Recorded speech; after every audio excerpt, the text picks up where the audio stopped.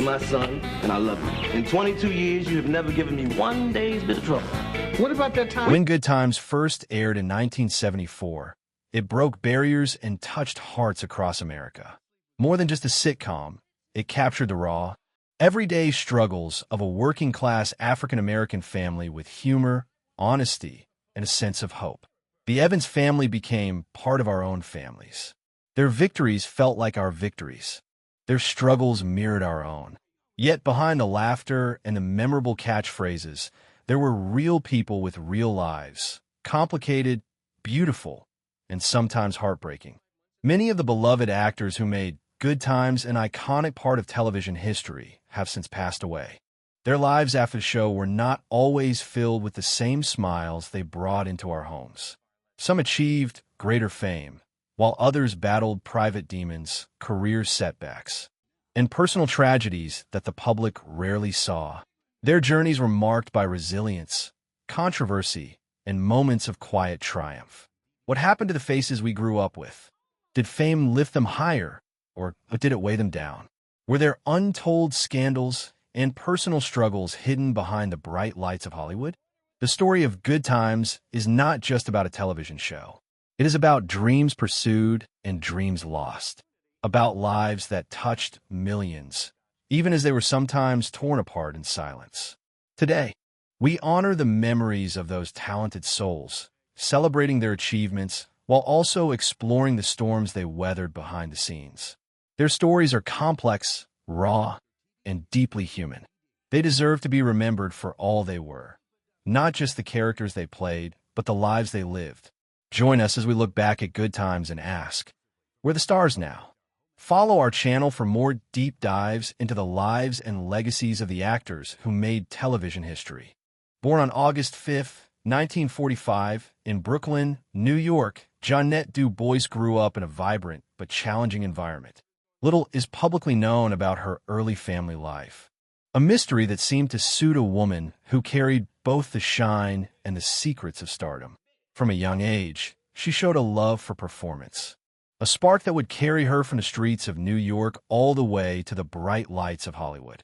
When Good Times began filming in 1974, Jeanette was just 28 years old.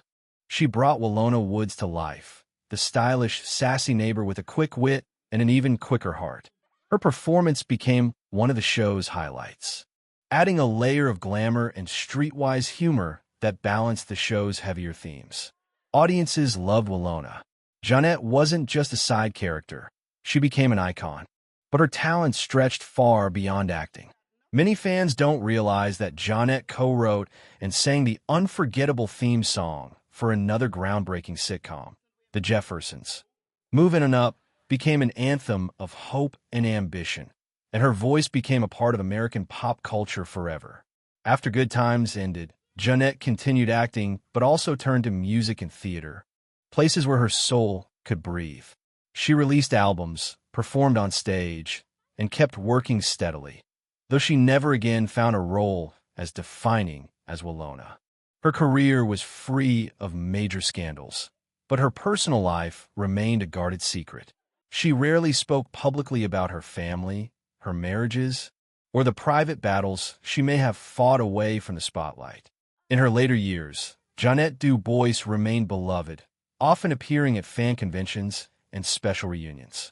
Her energy never seemed to fade. Yet on February 17, 2020, the world was shocked to learn of her sudden passing at the age of 74.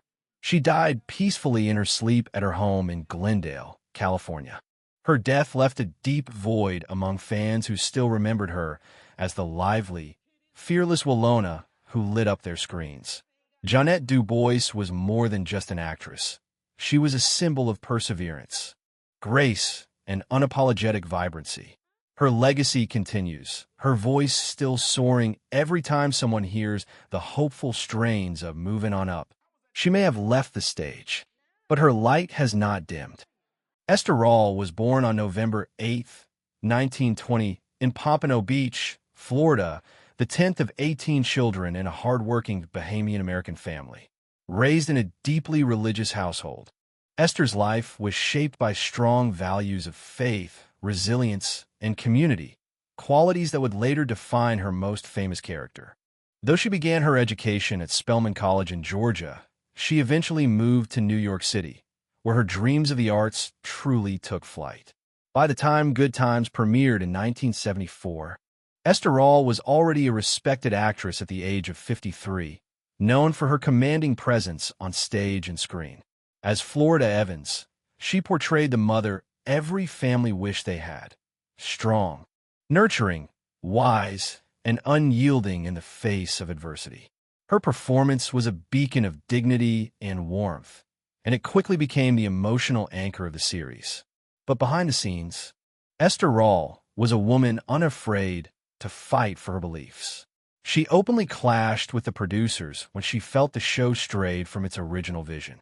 She objected to the growing focus on comedic antics, particularly JJ's buffoonish behavior, which she believed undermined the serious social issues Good Times was meant to address. Her strong stance eventually led to her temporary departure from the show, a move that made headlines and stirred debate throughout Hollywood. Away from the camera, Esther's personal life remained relatively private. She never married and had no children, dedicating much of her life to her craft and to advocacy for more authentic representation of Black families on television. She lived modestly, avoiding the flash of celebrity culture, choosing instead a life rooted in purpose and principle. Esther Roll passed away on November 17, 1998, just days after her 78th birthday, from complications related to diabetes. Her death was a heavy loss, not just for her fans, but for an industry that still struggles to find actresses with her strength, grace, and moral clarity. Her legacy is profound. She broke stereotypes, challenged the entertainment industry, and left an indelible mark on television history.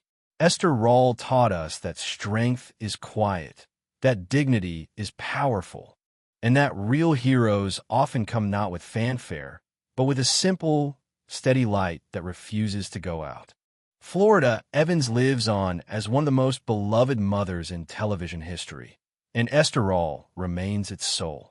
Johnny Brown was born on June 11, 1937, in St. Petersburg, Florida, but he grew up in Harlem, where the vibrant music and theater scenes fueled his early dreams. A gifted entertainer from a young age, Johnny first made his mark not as an actor, but as a talented singer and comedian.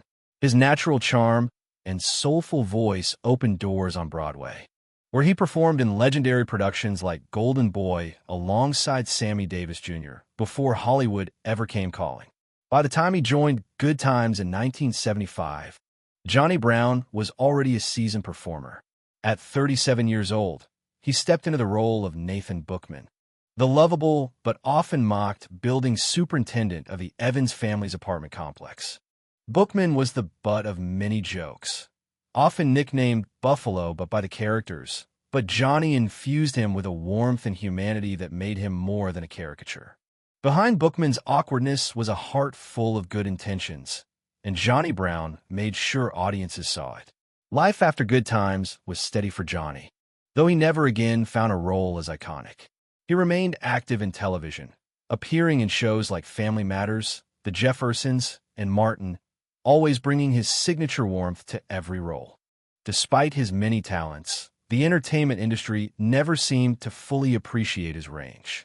Johnny, however, never let the lack of Hollywood spotlight define him. He remained grounded, committed to his family, and beloved by colleagues for his generosity and humility. Unlike many celebrities, Johnny Brown avoided scandal. His private life was remarkably stable. He was married to his wife, June, for over 60 years, and together they raised 2 children. In a business often filled with broken relationships, Johnny's personal life stood as a quiet triumph. On March 2, 2022, Johnny Brown passed away at the age of 84. His death was sudden, a heartbreaking moment for fans who remembered his humor, his music, and the kindness he brought to every performance. Johnny Brown was more than Nathan Bookman. He was a bridge between the old-school entertainers of Harlem and the television stars of modern America. His laughter lingers still a gentle reminder of a man who made the world a little lighter simply by walking into the room. Alton Ben Powers was born on July 5, 1950, in Brooklyn, New York. From a young age, Ben displayed a magnetic personality, a natural entertainer who dreamed big beyond the city streets. His path to stardom was not paved with privilege. Instead, it was carved out with determination, charisma, and a talent that could not be ignored. Ben Powers joined Good Times during its sixth and final season in 1978, playing Keith Anderson, a professional football player who marries Thelma Evans. At just 28 years old, Ben was full of hope that the role would launch him into long-term television stardom. His character brought a fresh dynamic to the show, as Keith and Thelma's marriage symbolized new beginnings and dreams of a better life, a contrast to the hardships the Evans family had endured for so long. Although he was introduced late in the series, Ben quickly made a mark with audiences. His easy charm and good looks made him a fan favorite. Yet, despite his promising start, Good Times was nearing its end. With the show's cancellation, Ben Powers found himself at a difficult crossroads. After Good Times, he appeared in popular series such as Laugh-In and The New Odd Couple. However, Hollywood was fickle. As opportunities dwindled, Ben gradually stepped away from the spotlight. Behind his handsome smile, there were personal battles that he kept hidden from public view. His retreat from the industry was quiet and, to many fans, mysterious. Rumors of struggles with depression and financial difficulties surfaced over the years, though Ben himself rarely spoke publicly about his challenges. Unlike many of his peers, Ben Powers avoided scandalous headlines. He focused on his family life, raising 4 children and trying to build a quieter, more stable world far from the demands of celebrity. His disappearance from Hollywood left a lingering sadness among fans who saw in him a spark that should have burned longer and brighter. On April 6, 2015, Ben Powers passed away in New Bedford, Massachusetts, at the age of 64. His death went largely unnoticed by major media outlets, a tragic reflection of how fame can be fleeting. But to those who remembered, to those who still saw him standing proudly next to Thelma on their wedding day, Ben Powers remains a symbol of hope, charm, and what could have been. Albert Reed was born on January 28, 1910, in Greenville, Texas, into a world where opportunities for black performers were painfully limited. Yet from early on, Albert possessed a sense of dignity and quiet authority that would later become the hallmark of his acting career. His path to Hollywood was anything but typical. Before he ever stepped in front of camera, Reed served his community in real life, eventually becoming one of the first African-American members of the Los Angeles Airport Police. His background in public service gave him a unique presence, one that spoke of leadership, discipline, and resolve. In Good Times, Albert Reed took on the recurring role of Alderman Fred Davis, a city official who often clashed with the Evans family over issues of power, justice, and community needs. Reed brought a subtle complexity to the role. Alderman Davis could be charming and persuasive, yet at times exasperatingly self-serving. Thanks to Reed's nuanced performance, the character never became a one-dimensional villain. He was a reflection of real-world politicians struggling between ideals and ambition. Albert Reed was already 64 years old when he appeared on Good Times, a seasoned man bringing real-world gravity to a show often balanced between comedy and harsh truths. His role, though not as central as the Evans family, left an impression. He represented the uncomfortable reality that progress sometimes comes at a cost, and that leaders are often caught in painful compromises. After Good Times, Reed largely stepped back from acting. He never pursued the Hollywood spotlight aggressively, perhaps satisfied with the quiet authority he had already commanded both on and off the screen.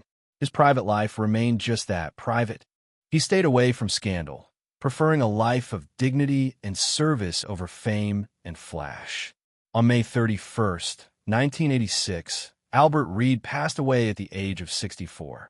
His death, like much of his life, came without major headlines or media fanfare. Yet for those who watched him on Good Times, his presence is not forgotten. He embodied a generation of men who carried themselves with unshakable pride, whether in a television role or a real-life uniform. Albert Reed may not have been a household name, but he left behind a quiet, powerful legacy, one that still echoes through the hallways of classic television history. Theodore Teddy Wilson was born on December 10, 1943, in New York City.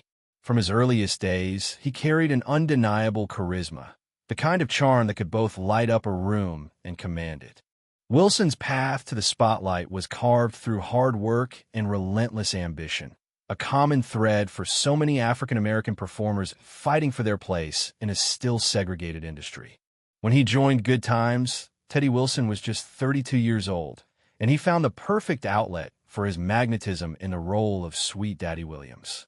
A flashy, fast-talking hustler, Sweet Daddy was both amusing and menacing, a villain you could not help but like. Teddy's performance was unforgettable, with his slick suits, larger-than-life persona, and devilish smile. Sweet Daddy Williams became one of the show's most iconic and colorful recurring characters. Yet behind the glittering smile and the effortless charisma, Teddy Wilson's real life was marked by struggles rarely seen by the public. Despite his on-screen success, the 1970s and 80s were not easy years for black actors in Hollywood. Opportunities were often limited to stereotypical roles, and for someone as talented as Wilson, it was a frustrating ceiling he could never completely break through.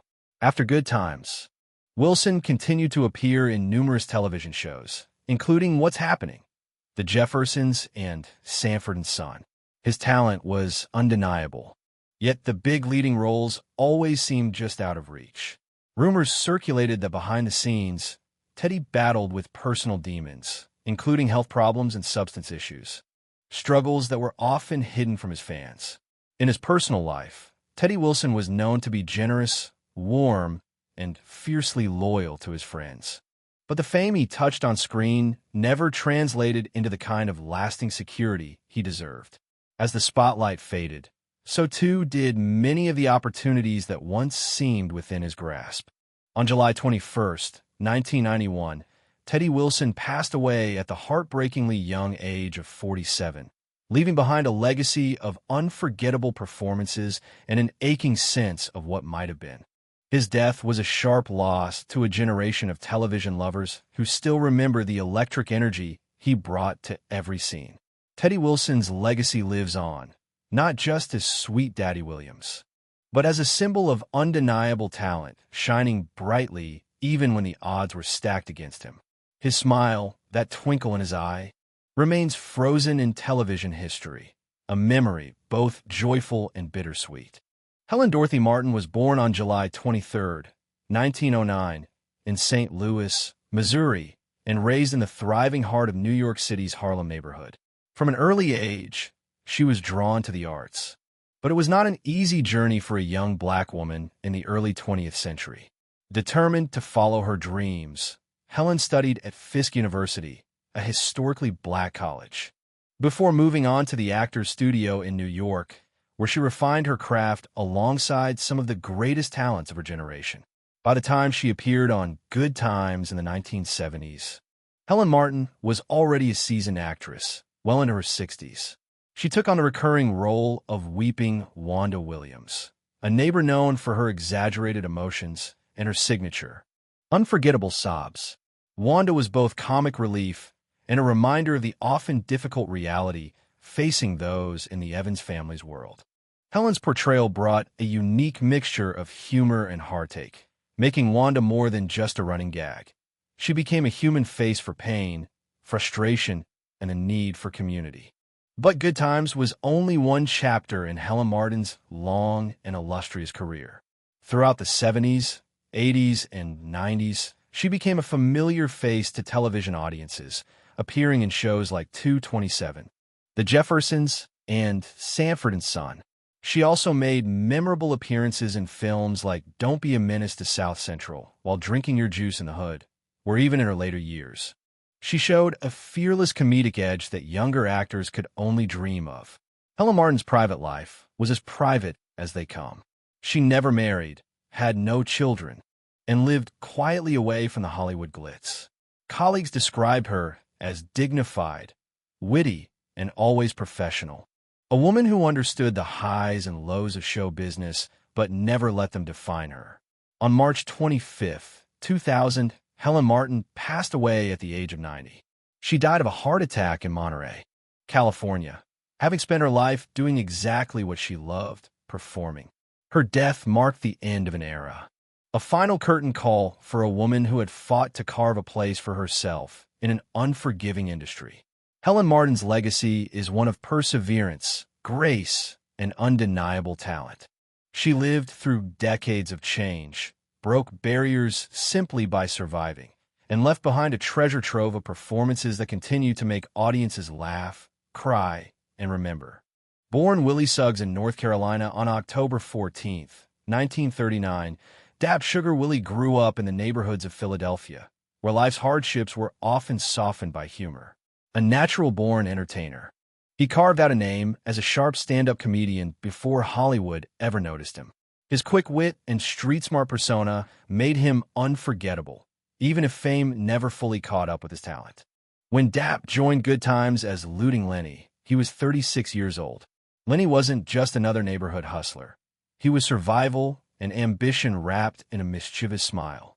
With limited screen time, Dap turned Looting Lenny into a character audiences instantly recognized, a man doing what he could to get by. His comedic timing, born from real struggles, gave every line a sting of truth. After Good Times, Dap continued his stand-up career and made appearances on shows like Sanford & Son, but major stardom stayed just out of reach. Off camera, he returned to Philadelphia, staying close to his roots and his community. His life was free from scandal, but also free from the broader recognition he so richly deserved. Dap Sugar Willie passed away on October 15, 1994, at the age of 59. His death barely rippled through the headlines. Yet to those who heard his jokes and felt the realness behind them, he remains unforgettable. He hustled for laughter, he hustled for survival, and in doing so, Dap Sugar Willie left behind a legacy too authentic to be forgotten. Moses Gunn was born on October 2, 1929, in St. Louis, Missouri. His early life was marked by hardship. After his mother's death, he ran away from home and lived in foster care before eventually finding his way back to his family. It was through these early struggles that Moses developed the resilience and depth that would later define his powerful presence, both on stage and screen. By the time he appeared on Good Times as Carl Dixon, Moses Gunn was already a celebrated figure in American theater, having won an Obie Award and been nominated for a Tony. On Good Times, he portrayed Carl Dixon, a widower who fell in love with Florida Evans after the death of James Evans. His role was tender, showing a softer side of masculinity rarely portrayed on television at the time. Moses brought gravitas to Carl, turning what could have been a simple love interest into a deeply human, fully realized character. After Good Times, Moses continued to shine in film and television. He delivered unforgettable performances in movies like Roots, Shaft, and The Never-Ending Story. His voice, his towering physical presence, and his intense gaze made him unforgettable in any role. He was a craftsman, an actor's actor, respected by peers even if mainstream fame often eluded him. Off the screen, Moses was a quiet, dignified man, devoted to his wife and children. He avoided scandals and lived a life of remarkable integrity. On December 16, 1993, Moses Gunn passed away at the age of 64 due to complications from asthma. His death robbed American theater and television of one of its finest performers, a man whose strength on screen mirrored the battles he fought and won in his own life. Moses Gunn may have exited the stage, but the strength of his performances remains, echoing through time, inspiring every actor who dreams of speaking truth through their art. Matthew Beard Jr., affectionately known as Stymie, was born on January 1, 1925, in Los Angeles, California. He became a household name before he was even old enough to understand fame. starring as Stymie in the beloved Our Gang comedies during the 1930s. With his trademark oversized derby hat and quick wit, young Matthew captured the hearts of millions during the Great Depression, offering laughter when the world needed it most. But childhood fame came with a heavy cost. As he grew older, Beard struggled to transition into adult roles. The spotlight that had once shined so brightly faded quickly. By the time he appeared on Good Times in the 1970s, playing small parts like Monty and Mr. Edwards, he was a man trying to rebuild a life that fame had both given him and taken away. Though his roles were small, his appearances carried a bittersweet weight. He brought to each scene a lived-in authenticity that no acting school could teach, a man who had seen both the bright and the dark sides of Hollywood. Matthew Beard's adult life was plagued by addiction and run-ins with the law, a sad but all too common story for former child stars. Yet in his later years, he managed to find a sense of peace. He became active in outreach programs, speaking to young people about the dangers of substance abuse, trying to turn his painful experiences into something meaningful. On January 8, 1981, Matthew Stymie Beard passed away from complications following a stroke at the age of 56. His death marked the end of a life that had begun with extraordinary promise and ended with a quiet, hard-earned dignity. Matthew Beard's story is a reminder that early fame is not always a blessing. But through all his struggles, his spirit never truly dimmed. Stymie remains a symbol of resilience. A boy who once made a nation smile and a man who fought hard to find peace. Raymond Allen was born on March 5, 1929, in Kansas City, Missouri. A man of quiet determination, he pursued a career in acting during a time when roles for black actors were painfully limited. Yet, through persistence and undeniable talent, he managed to carve out a place for himself, becoming one of television's most memorable character actors of the 1970s. On Good Times, Raymond Allen brought to life the character of Ned the Wino, the neighborhood drunk with a heart of gold. It would have been easy for the role to slip into cruel parody, but Allen gave Ned a soul. Beneath the jokes and staggering movements, there was a deep sadness, a reminder that poverty and addiction were harsh realities, not just punchlines. His portrayal was so vivid, so human, that audiences found themselves laughing one moment and aching the next. Beyond Good Times, Raymond Allen found success in other classic shows, appearing as Uncle Woody on Sanford and Son and lending his warm humor to the Jeffersons. Yet despite his talent and popularity, he never became a major star. Behind the scenes, Raymond faced health challenges that eventually forced him to retire from acting in the early 1980s, far earlier than he would have liked. Away from the camera, he lived a quiet life. Surrounded by family, he avoided scandal, preferring the simple pleasures of home and community over the chaos of Hollywood fame. On August 10, 2020, Raymond Allen passed away peacefully at the age of 91. His death marked the end of a long life filled with laughter, perseverance, and quiet dignity. Raymond Allen may have played a man lost to the bottle, but in reality, he was a steady, shining spirit.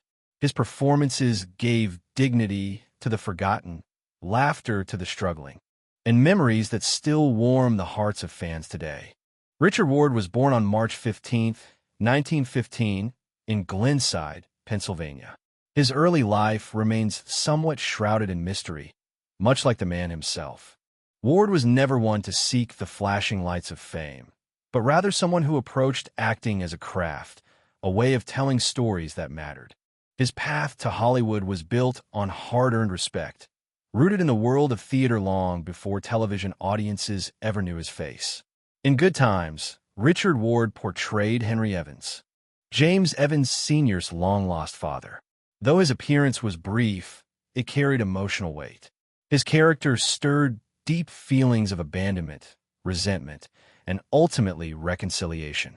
Ward brought a weary dignity to the role, showing the pain of a man who had made mistakes and the courage it took to face them.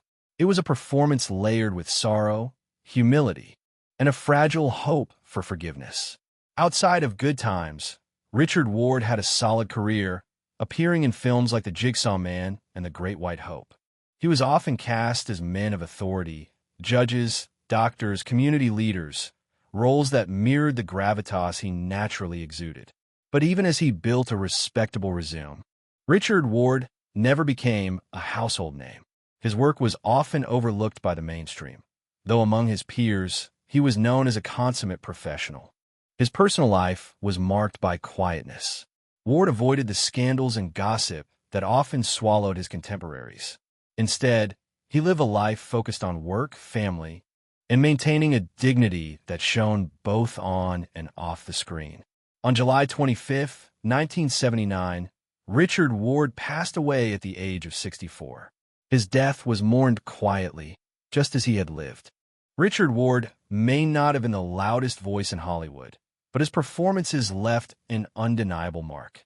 His strength, both real and portrayed, reminds us that sometimes the greatest heroes are the ones who carry their burdens in silence, asking for nothing but understanding.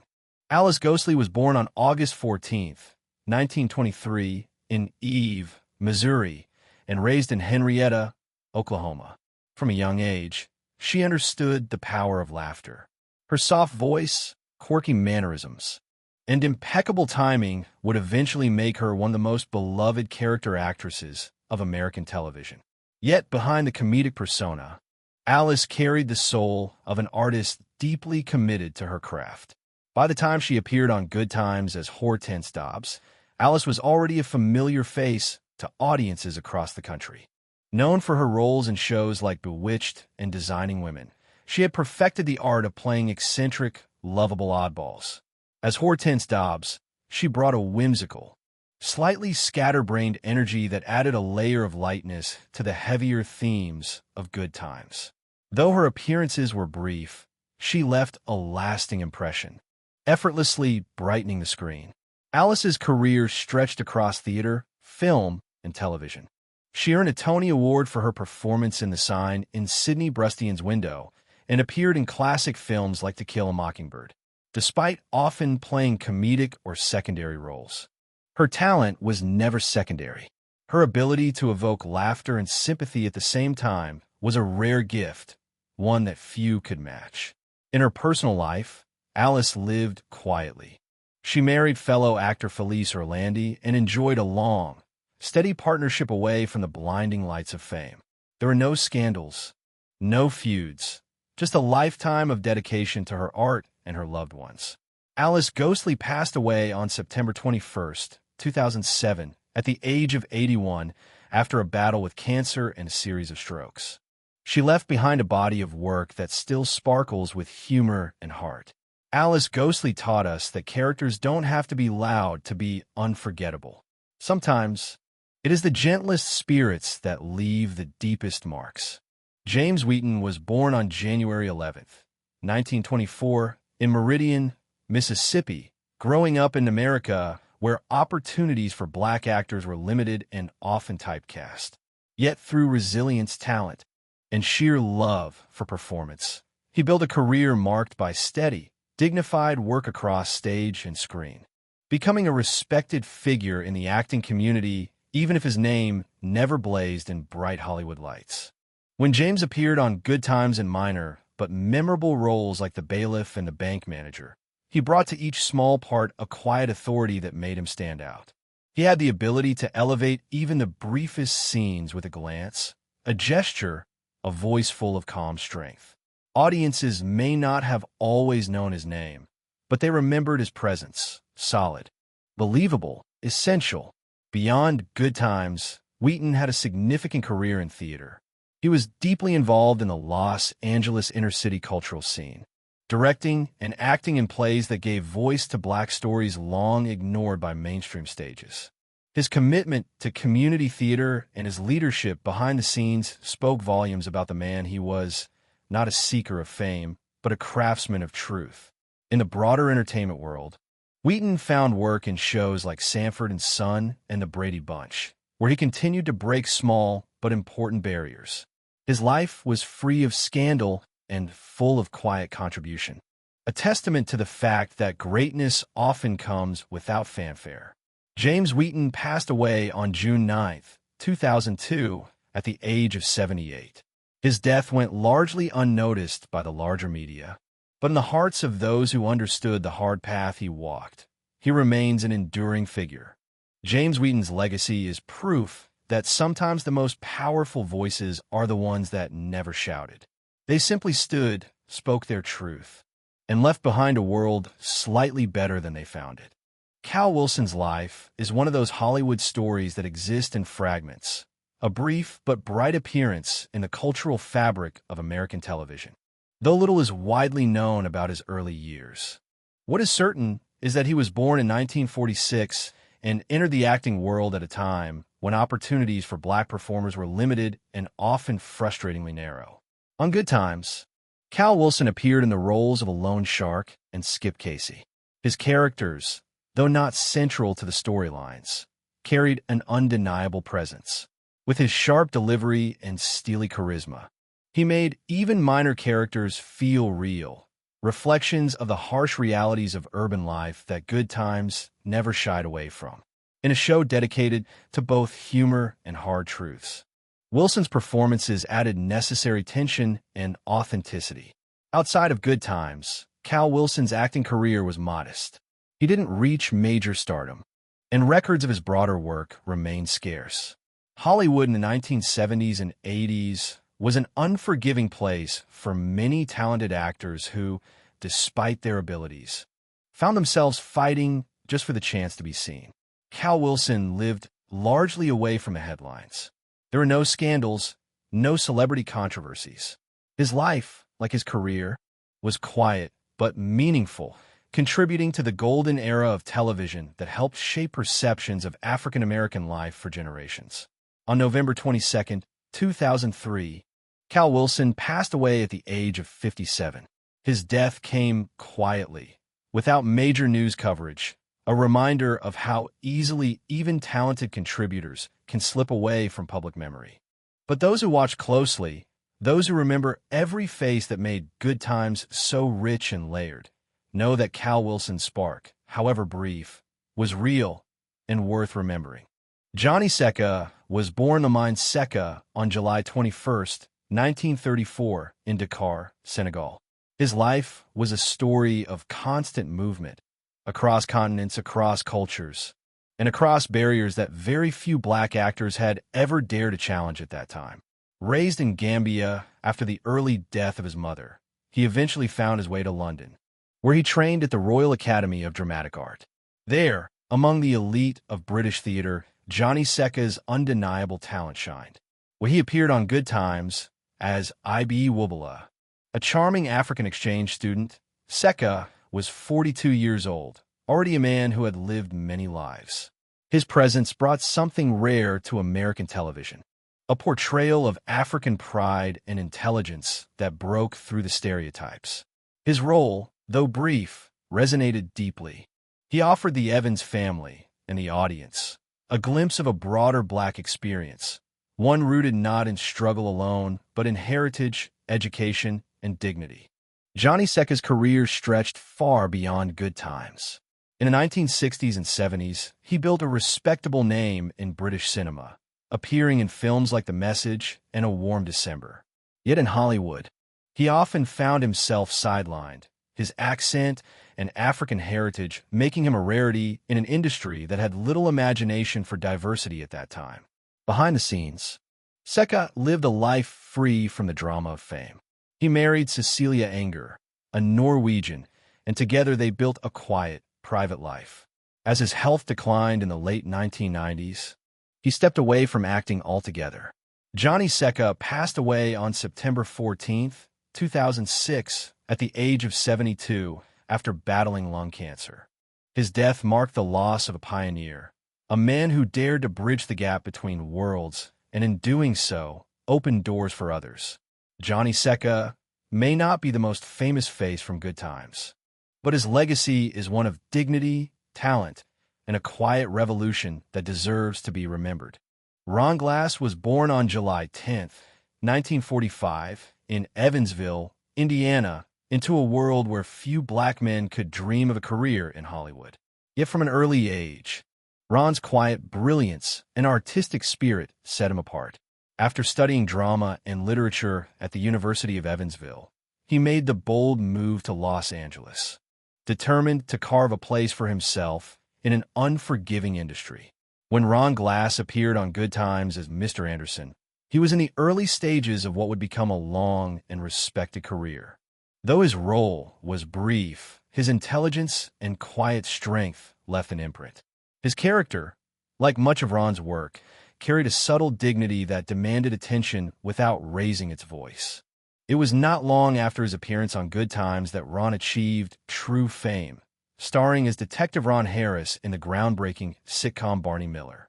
There, he perfected the balance between sharp wit and profound humanity, traits that would define his entire career. Later generations would come to love him as Shepherd Book in the cult classic Firefly, where once again he brought warmth, wisdom, and a mysterious depth to every scene. Away from the camera, Ron Glass lived a thoughtful private life. A devout Buddhist, he pursued a spiritual path that gave him peace amid the chaos of show business. He remained active in charitable causes, particularly those supporting the arts and education for young people. On November 25, 2016, Ron Glass passed away at the age of 71 due to respiratory failure. His death was a deep blow to fans who admired not just his work, but the kindness and grace he carried in every public appearance. Ron Glass proved that strength does not always roar. Sometimes it simply stands still, thoughtful, and kind, leaving behind a legacy that whispers to the soul long after the applause has ended. Thalmus Rasulala was born Jack Crowder on November 15, 1939, in Miami, Florida. From a young age, he exuded a natural authority, a quiet but undeniable force that would later become his signature on stage and screen. After studying at the University of Redlands and honing his craft on Broadway, Rasulala stepped into Hollywood, determined to reshape the narrow roles typically offered to black actors. When he appeared on Good Times as Ernie Harris, Rasulala was already a seasoned performer. Though his role was relatively small, he brought a remarkable weight to it, a seriousness that made Ernie feel fully real, even in a few scenes. His ability to make even the briefest appearances memorable was a rare gift, and one that audiences and directors alike quickly recognized. Outside of Good Times, Thalmus Rasulala built an impressive resume. He starred in powerful films like Blackula and Cool Breeze and became a familiar face on television, appearing in shows such as The Jeffersons, Roots, and The Sophisticated Gents. He often portrayed professionals, doctors, lawyers, men of intellect and strength, helping to challenge and change the limited stereotypes that had plagued black actors for generations. Off-screen, Rasulala lived a relatively private life. He avoided the tabloid chaos that swallowed so many of his peers, choosing instead to focus on his craft and his family. Yet even in his privacy, his influence was profound. Younger black actors often cited him as a trailblazer, someone who proved that dignity and complexity could belong to characters of color. Tragically, Thalmus Rasulala died suddenly of a heart attack on October 9, 1991, at the age of just 51. His death cut short a career that had already broken barriers and inspired countless others. Thalmus Rasulala's legacy is one of strength, intelligence, and quiet revolution. Through his work, he demanded more from Hollywood, and in doing so, gave so much more to all of us. Adam Wade was born Patrick Henry Wade on March 17, 1935, in Pittsburgh, Pennsylvania. Before he ever graced a television screen, he had already captured America's heart with something far more timeless: his voice. With a smooth, velvet tone that drew comparisons to Nat King Cole, Adam Wade rose to fame as a chart-topping singer in the early 1960s, earning 3 top 10 hits and a place in music history before turning his talents toward acting. When he appeared on Good Times as Frank Mason, Wade was already a seasoned performer, bringing with him a charisma and elegance that radiated through the screen. His role, while not a centerpiece of the show, carried a certain grace. Wade had a way of commanding attention without ever needing to raise his voice, a skill honed through years of live performance and public adoration. Beyond Good Times, Adam Wade made history in 1975 as the first African American to host a nationally televised game show, Musical Chairs. It was a groundbreaking moment, one that quietly challenged and helped dismantle barriers in an industry slow to embrace diversity. Throughout his career, Wade continued to act in television and film, often portraying men of refinement and wisdom, characters that reflected his true self. Off the stage, Adam Wade lived a life centered around family, music, and personal faith. He avoided the pitfalls of scandal, opting for a steady path that prioritized dignity over headlines. His personal life mirrored the gentleness he projected in his performances. Adam Wade passed away on July 7, 2022, at the age of 87 after a long battle with Parkinson's disease. His departure marked the end of a remarkable journey, from pioneering singer to respected actor and television host. Adam Wade's voice may have fallen silent, but the beauty, class, and quiet barriers he broke continue to resonate today. Vivian Bonnell was born on May 23, 1924, in Antigua, part of the beautiful but often overlooked Caribbean world that shaped her early dreams. She grew up surrounded by rich storytelling traditions and a deep sense of culture, both of which she carried with her when she crossed the ocean to chase a future few young women from her homeland could even imagine: a life on the stage and screen. When she appeared on Good Times in the roles of Clara and Cora, Vivian Bonnell was already a seasoned actress, known for her poise and quiet strength. Though her appearances were small, they were filled with presence. She had a unique ability to make even a few lines memorable, bringing a natural warmth to her characters that resonated with audiences. Every time she stepped onto the screen, she gave the world a glimpse of dignity born from lived experience. Beyond Good Times, Bonnell's career was a patchwork of notable performances. She appeared in a wide range of television shows and films, including The Jeffersons and House Party 2, often playing wise, strong-willed matriarchs, roles that mirrored her own commanding spirit. She never became a superstar, but she became something arguably more important: a reliable, respected presence in an industry where Black actresses were too often overlooked or typecast. Vivian Bonnell lived her personal life much like she approached her work: quietly, respectfully, and with grace. There were no scandals, no explosive headlines, just a steady commitment to her art and to representing her people with pride. On November 20th, 2003, Vivian Bonnell passed away at the age of 79. Her departure was quiet, but for those who remember the faces behind the characters, her legacy remains vivid. Vivian Bonnell may not have spoken the loudest, but she spoke plural. Pauline Myers was born on November 9th, 1913, in Isilla, Georgia, at a time when opportunities for Black actresses were almost non-existent. Yet from an early age, she carried with her an unwavering belief in the power of the arts to break barriers. She studied at Fisk University and later trained at the prestigious Actors Studio, sharpening a talent that would eventually make her one of the most respected character actresses of her generation. When she appeared on Good Times as Lena Anderson, Pauline Myers brought a world of experience with her. She was in her early 60s at the time, and every word she spoke on screen carried a weight that few could replicate. Her portrayal of Lena was filled with quiet strength, warmth, and an undeniable sense of authority, qualities that had come to define her career. Beyond Good Times, Pauline Myers built a body of work that stretched across decades, from roles in The Jeffersons and Perry Mason to appearances in films like To Kill a Mockingbird.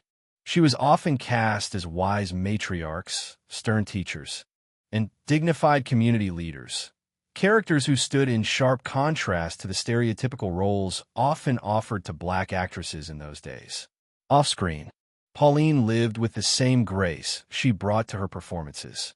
She kept her private life just that, private. There were no scandals, no chasing of fame. Her focus remained on her craft, and on carving a path for those who would come after her. Pauline Myers passed away on December 8, 1996, at the age of 83. Her death marked the end of a career that was less about chasing the spotlight and more about quietly changing the industry from within. Pauline Myers proved that strength is not always loud.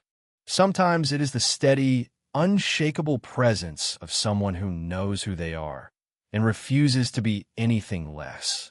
Marilyn Coleman was born on March 23, 1940, in the United States, a time when dreams of stardom for Black performers were often distant and uncertain. Yet, Marilyn's spirit was anything but ordinary. She carried a natural fire within her, a combination of humor, heart, and fierce charisma that would later make her stand out, even in the smallest of roles.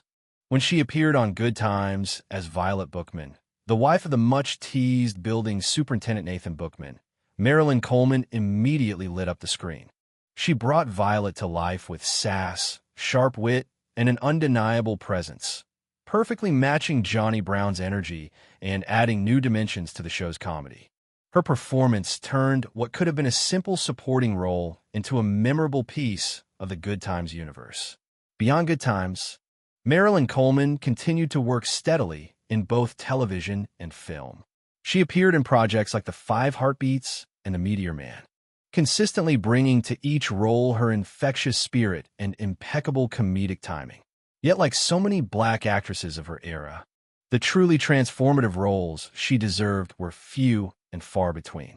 Still, Marilyn made every appearance count, often stealing scenes with a smile, a side eye, or a perfectly delivered line. Off-screen, Marilyn kept her personal life largely private. There were no scandals, no sensational headlines, just a woman committed to her craft, to her community, and to living with grace and humor, even when the world around her didn't always offer easy paths. On June 25, 2006, Marilyn Coleman passed away at the age of 68. Her death came quietly, but those who remember her on-screen know that her spirit was anything but. Marilyn Coleman brought joy, sass, and an unforgettable sparkle to every character she touched. Her laughter still echoes, bright and defiant, across the memories of all who watched her shine. Bill Henderson was born on March 19, 1926, in Chicago, Illinois, into a world filled with rhythm, struggle, and hope. Long before he ever appeared on a television screen, Bill made his name in another world entirely, the world of music. A gifted jazz and blues singer, his voice carried a warmth and richness that could both soothe and electrify. His performances were less about hitting notes and more about telling stories, each song an echo of a life lived deeply. When he appeared on Good Times as the nightclub owner, Bill Henderson brought with him an authenticity that only someone truly steeped in the music world could convey. His role was brief, but it resonated. He wasn't just playing a club owner. He was living it, channeling years spent in smoky lounges and crowded concert halls, where every night's performance could lift a spirit or break a heart. Outside of Good Times, Henderson's career was expansive. He recorded with jazz legends like Horace Silver and Count Basie, and later transitioned into acting, appearing in shows like Happy Days and films like City Slickers. His warm, expressive face made him a natural fit for father figures, mentors, and wise community members, roles that needed someone who could project strength without bluster and tenderness without weakness. Offstage, Bill lived a full, rich life dedicated to both his art and his family.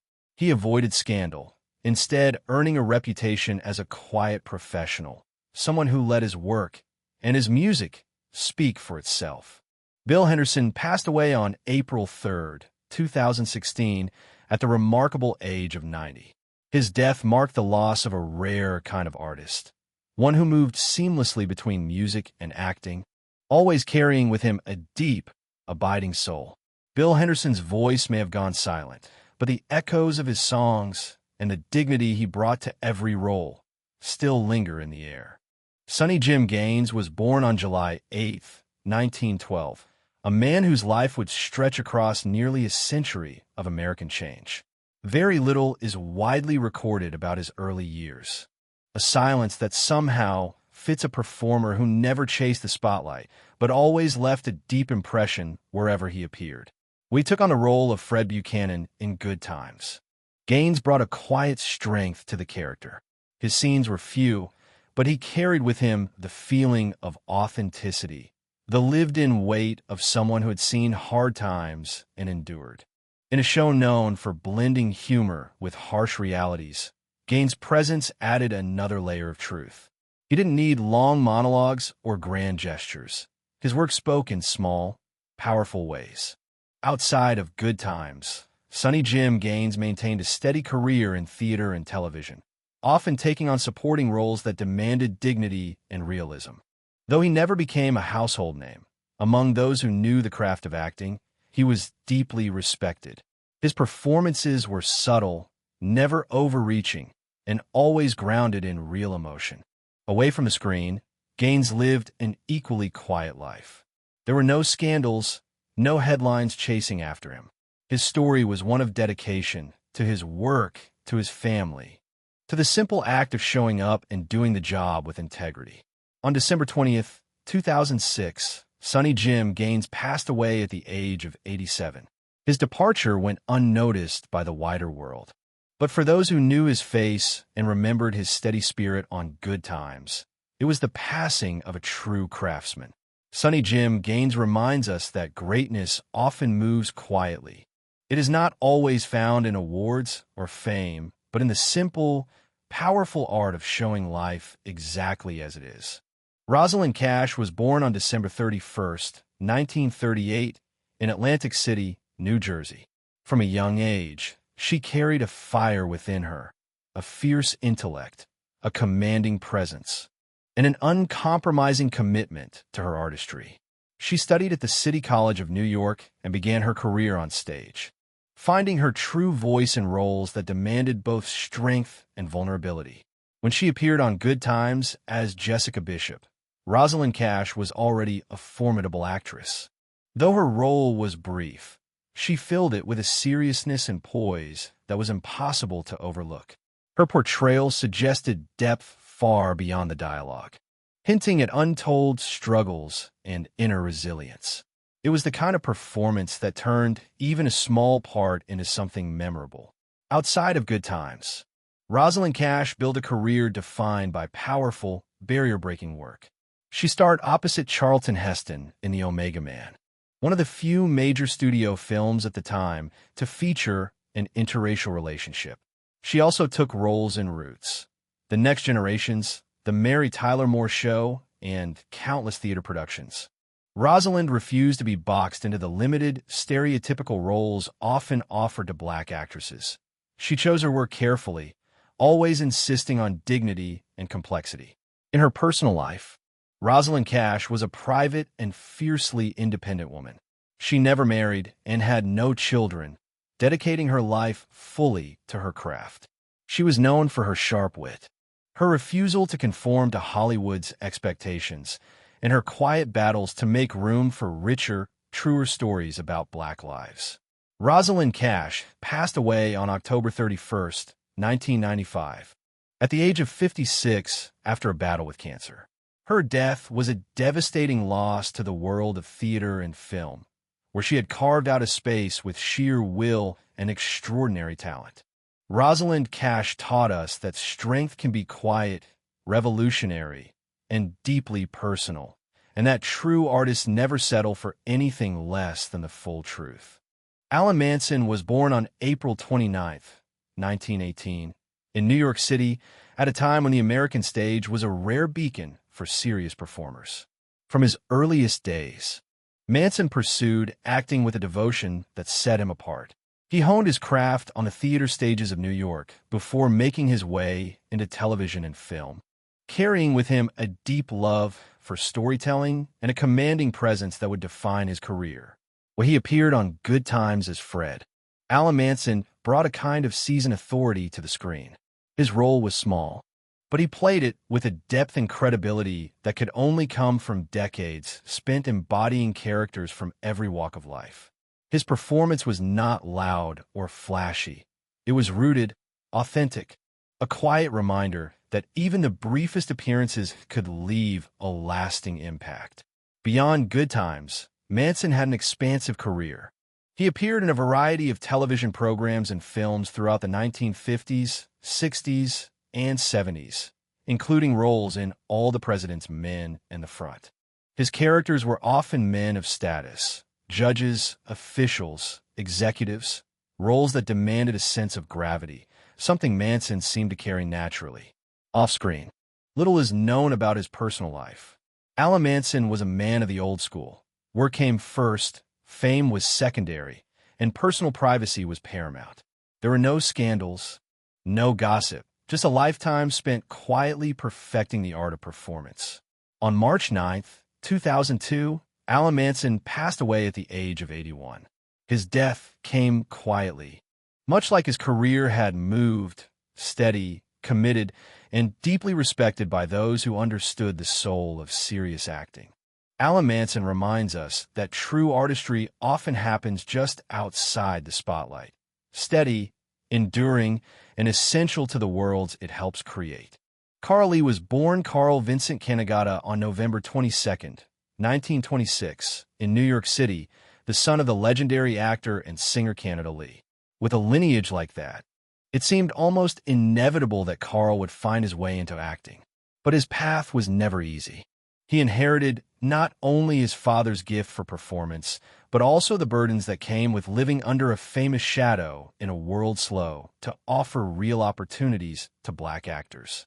When Carl Lee appeared on Good Times as Ray Woods, he brought with him a dark, brooding energy that instantly set him apart. His portrayal hinted at pain, complexity, and a streetwise hardness that felt devastatingly real. Even in limited screen time, Carl left a mark. His characters always carried a sense of unfinished battles and heavy histories. Throughout his career, Carl Lee sought roles that pushed against stereotypes. He starred in groundbreaking films like Superfly and The Cool World, portraying characters who were complex, conflicted, and achingly human. But his uncompromising pursuit of difficult, meaningful work came at a price. Hollywood, in its hunger for simplicity and stereotypes, often had no room for the kind of stories Carl Lee wanted to tell. Behind the scenes, Carl struggled with drug addiction for many years. His personal battles eventually overshadowed his career, costing him roles and pushing him further to the margins of an industry that was never built to nurture talents like his. On April 17, 1986, Carl Lee passed away at the age of 53 from a heroin overdose, a tragic end to a life filled with brilliance, frustration, and unrealized dreams. Carl Lee's story is heartbreaking but necessary to remember, a reminder that the fight for true representation came with heavy personal costs, and that many of the brightest talents burned out long before they should have. Roscoe Lee Brown was born on May 2, 1922, in Woodbury, New Jersey, into a world that offered few opportunities to men of his brilliance and ambition. Before stepping onto the stage or screen, Brown excelled as an athlete and scholar, graduating from Lincoln University and competing as a world-class runner. But his true calling was storytelling, and once he found it, he never looked back. When Roscoe Lee Brown appeared on Good Times as Reverend Sam, he brought to the role his signature blend of authority, intelligence, and quiet wit. His voice, deep and resonant, carried the weight of wisdom and experience. Even in a single episode, Brown's presence was unmistakable. He gave Reverend Sam the kind of gravitas that could make you lean closer to the screen, hanging on every word. Outside of Good Times, Brown's career was nothing short of extraordinary. He earned accolades across theater, film, and television, appearing in shows like The Cosby Show, Soap, and voicing characters in animation classics like Babe. His work often shattered racial stereotypes, portraying black men as dignified, educated, and complex at a time when Hollywood offered far too few such roles.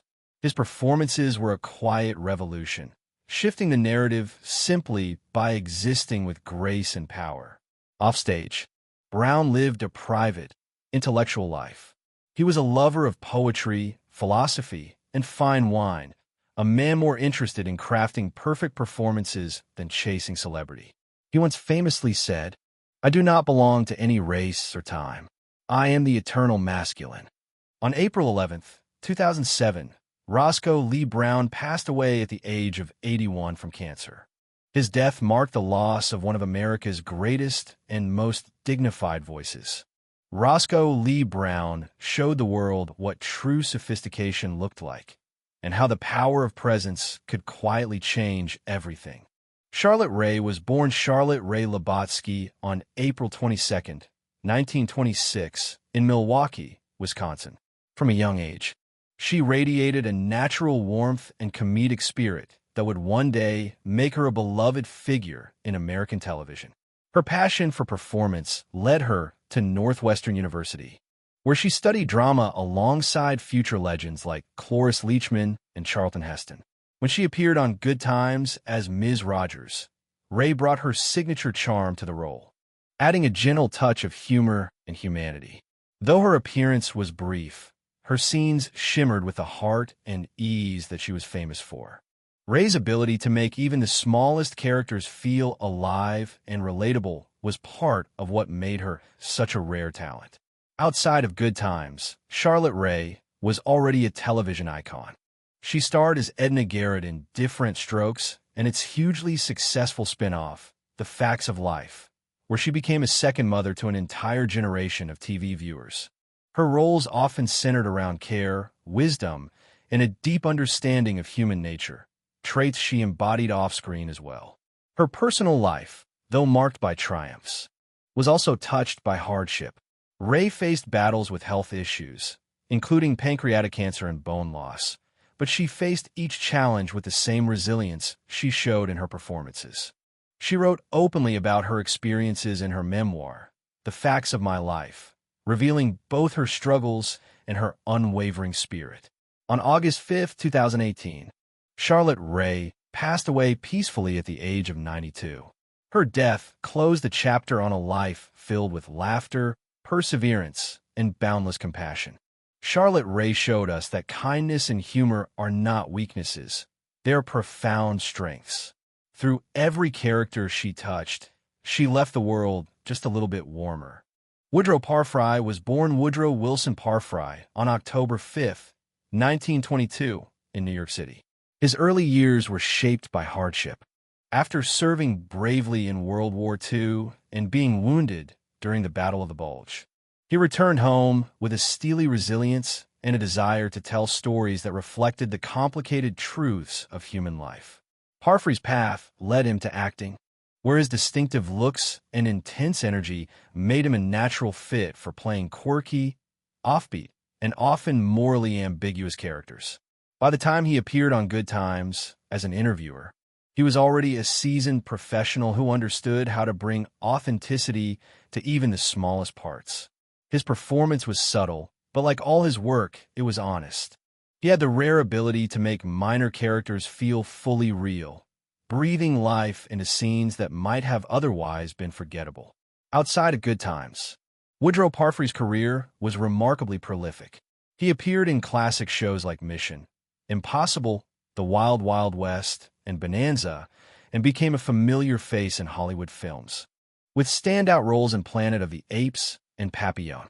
Directors admired his reliability, his emotional depth, and his uncanny ability to disappear completely into any role he was given. In real life, Parfry was known as a private man, devoted to his family and his craft. He did not chase fame or glamour. Instead, he built a career based on quiet excellence, the kind that rarely draws headlines but earns lifelong respect. On July 29, 1984, Woodrow Parfry passed away from a heart attack at the age of 61. His death marked the loss of a true working actor, one of those rare talents who made every project richer just by stepping into the frame. Woodrow Parfry proved that greatness isn't about spotlight. It's about truth, dedication, and the quiet power of authenticity. Mel Stewart was born Milton Stewart on September 19, 1929, in Cleveland, Ohio. From the very beginning, his life seemed driven by an endless curiosity about the world, a love for history, music, and culture that would later seep into every role he played. He was not just an actor, but a man of many talents, a jazz saxophonist, a director, and a lifelong scholar who believed art had the power to educate as much as entertain. When Mel Stewart appeared on Good Times as Davis, he brought to the role his signature mixture of humor, intelligence, and understated authority. His presence was calm but powerful, the kind that made you pay closer attention even if he wasn't the loudest voice in the room. In a series that celebrated both comedy and social realism, Stewart fit perfectly, grounding scenes with a realism that few could match.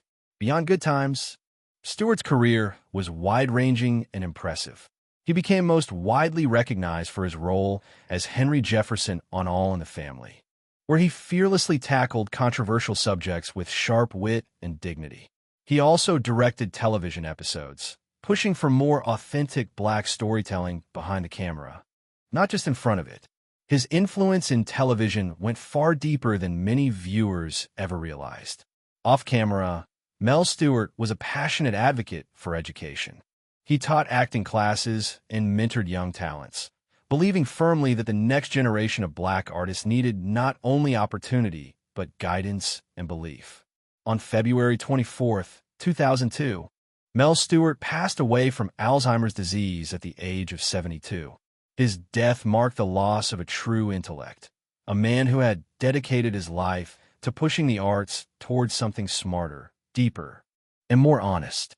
Mel Stewart proved that acting, at its best, is an act of understanding, a bridge between laughter and truth, entertainment and change. Frank Campanella was born on March 12, 1919, in New York City, a place that would shape his rugged voice, strong features, and no-nonsense attitude, qualities that later became his trademark on screen. Growing up in a vibrant Italian-American household, Frank, along with his younger brother Joseph, found a love for performing early on, a passion that would eventually carry him through one of the most quietly prolific careers in television and film history.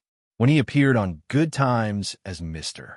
Kirkman, Frank Campanella brought a sternness and authority that fits seamlessly into the world of the show. His role, while small, was memorable, a reminder that even in a sitcom filled with warmth and humor, the outside world often came with cold bureaucracy and harsh realities. Campanella had a way of making authority figures feel not just believable, but layered, hinting at worlds of personal struggles behind stiff uniforms and formal titles. Beyond Good Times, Frank Campanella's career was staggering in its scope. He made appearances in nearly every major television show from the 1950s to the 1990s, including Mission Impossible, Quincy, Me, and General Hospital. He was one of those faces that audiences instantly recognized, even if they didn't always know his name. A trusted figure who could slip effortlessly between roles of policemen, judges, and tough-as-nails administrators. Off-screen, Campanella was known for his kindness, his loyalty to his family, and his commitment to his craft. He never courted fame or scandal, preferring the steady rhythm of hard work and quiet excellence. On December 30th, 2006, Frank Campanella passed away at the age of 87. His death marked the end of a career that spanned generations and quietly shaped the landscape of American television. Frank Campanella showed us that true greatness often wears the simplest faces, steady, authentic, and deeply human. Good Times was never just another television show. It was a mirror held up to society, reflecting the joys and heartaches of a working-class family trying to survive with dignity and love. It gave us Florida's fierce devotion, JJ's outrageous humor, Wallona's unstoppable spirit, and a neighborhood full of vivid characters who, for a half hour each week, felt as real and close as family. Behind those beloved characters stood actors who poured their talent, their dreams, and often their private battles in every scene they brought to life.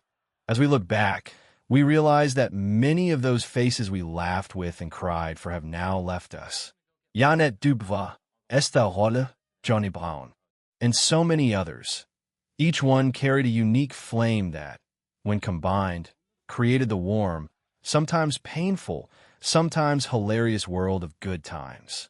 Their lives were filled with incredible achievements, quiet sacrifices, and, in some cases, struggles that were hidden behind the smiles we saw on screen. Some battled personal demons. Others broke barriers that had long been in place. And some simply brought truth and heart to every moment they lived. Success and heartbreak often walked hand in hand for this extraordinary group. Some, like Esther Rawl and Roscoe Lee Brown, found themselves celebrated and respected. Others, like Ben Powers and Carl Lee, slipped away too soon, their talents never fully recognized by the world they tried to move.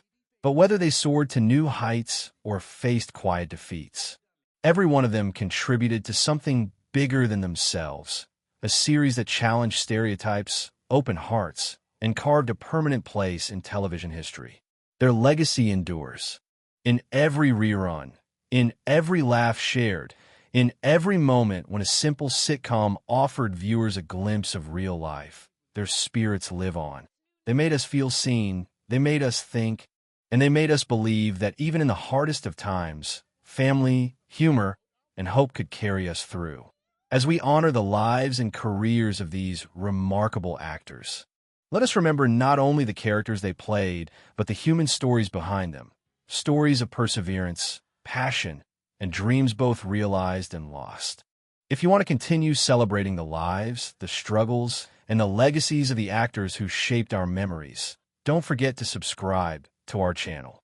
Together, we'll keep their stories alive, because true legends never really leave us. They simply live on in every story we tell.